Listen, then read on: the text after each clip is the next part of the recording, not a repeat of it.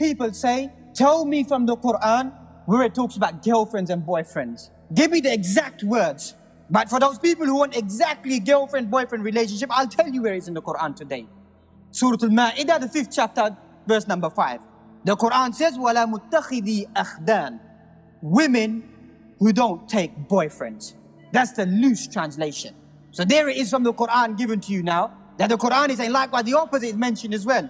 Men who don't take women as their girlfriends has been mentioned inside the Quran as well. When this is a common trend in this society, because they make us feel abnormal. Allah has made marriage very easy so that no one has an excuse to say, I committed adultery. It's one of the kaba'ir. It's one of the major sins. It removes the nur from the face of an individual. And it removes the happiness and contentment from the life of an individual. And it takes away the chances of you going into paradise with ease. Manhood isn't to fornicate and commit adultery. Manhood is to restrain yourself and control yourself. That's real manhood in the Sharia. And they don't commit zina. They don't have boyfriends and girlfriends. He says, وَلَا يَزْنُونَ. They don't have secret relationships. Why did he mention that? Because for some people it's always there. He's a good-looking young guy. He walks around in the mall and the girl looks at him and goes, hey, hey.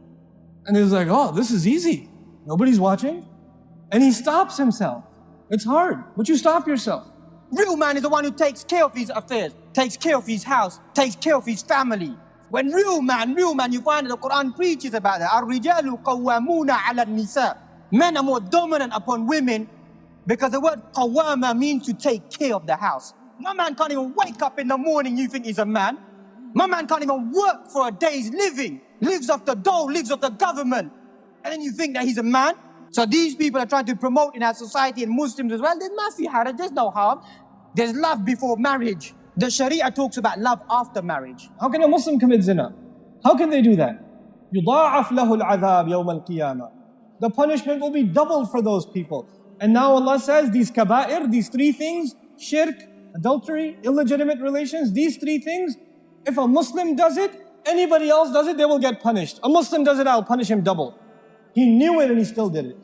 وَيَخْلُدْ فِيهِ مُهَانًا. And he will remain in that punishment humiliated. But you need to seek forgiveness. No matter what you've done.